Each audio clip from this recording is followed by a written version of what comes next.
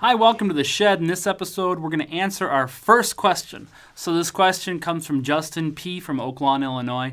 And Justin writes, how can I improve my rhythm when improvising? So how can I practice that?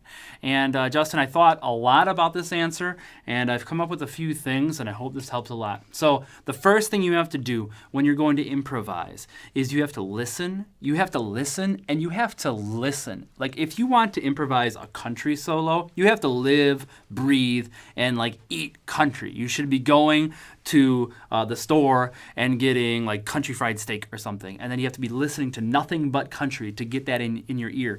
If you want to do jazz, you have to be listening to so much jazz that you can't even get it out of your ear. You should be able to hear jazz solos, and it should just be like second nature. It should be a language because it is a language. You need to be able to hear the language first in order to speak the language. So rhythm is, I think, the most important element of music. I can do something musical by using just rhythm and no pitch. So I can go like, that's musical. I can't do that with the pitch. If I try to just make music with the pitch, it would just be like, doo. And that still had a beginning and an end, so that still had rhythm. So rhythm is the most important part. So if your solo doesn't have rhythm, it ain't no solo. Okay, so that's the first thing, is you just have to listen, and you have to understand that language. So the next thing is a problem of being able to go from your head. Once you have an idea in your head, you need to be able to go from your head, and then you need to go to your instrument. So I have a few exercises for that. The first one is by doing call and response. I'm going to set a metronome to 2 and 4, and I want you to listen to my musical phrase, and then you're going to respond. You need to learn how to talk in rhythmic phrases. So I'm going to give you a rhythmic question, and then you're going to give me a rhythmic answer. So this is a metronome set to 2 and 4. So tap your foot in 2 and 4. So this is 1, 3, 4. 1, 2, 3, 4. Da da da do ba do do da. Respond. My turn. Da ba da da da ba da da da boo ba do da. Ba do ba do da do da do da do da. Okay, so that's one thing. I'm going to make more of those videos. I think this is going to really help the rhythm section of our shed. So thank you so much, Justin, for sending this question. So you can work on that call and response stuff with those videos. You can also create your own audio and video recordings to practice call and response. The next step is by playing a one-note solo. So if you can hear it, and you can say it, then you should be able to play it.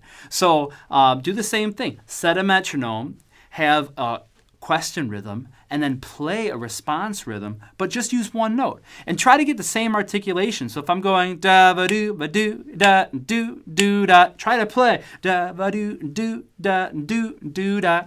If you have a friend and they're trying to work on getting better at jazz, even if they don't play the same instrument, play question and answer with them. You can do just clap rhythms with them. You can say rhythms like we just did with them. That helps. Another thing to do is to listen to drum solos. There are some really good drum solos out there, and the only thing that they're dealing with is rhythm. So check out the recording St. Thomas from Sonny Rollins on saxophone Colossus. That drum solo is like an essay on rhythmic call and response, and it's with himself. So listen to that. There's a lot of good ideas there. All right, let me look at my notes here. Another really good thing is to say and play at the same time. So I play guitar. It's really easy for me to say something and play it at the same time. So if I want to go do-ba-do-ba-do-do-da, I can play do-ba-do-do-do-da, even if it's on one note, just to make sure that I'm connecting that rhythmic idea to the guitar. Another thing you can use is our sight rhythm page. So those sight rhythms are all the rhythms that you can play over 1 beat, 2 beat, and 4 beats. If you really know your sight rhythms, like 8th note sight rhythm C is C and. If I play do-da-da, ba-do-da-da, that is in the pocket. It's something I've practiced on before, and it's something that's intelligible. Your goal is to make the rhythms so precise and meaningful that somebody in the back of the audience could be writing them down. You want your rhythms to be able to be transcribed. So I think the hardest thing and the goal that you should be trying to go for is to record yourself playing a solo and then listen back to it and try to write it out. That's going to show you some things. That's going to show you like, okay, do I rush? Do I slow down? Do I flip the beat? That means like, did I make 2 and 4, 1 and 3? That's going to be really hard to do, but I think that is something that's going to really show you if you're getting better at your rhythmic improvising. So I hope that helps Justin, and I hope that helps everybody else. Thank you.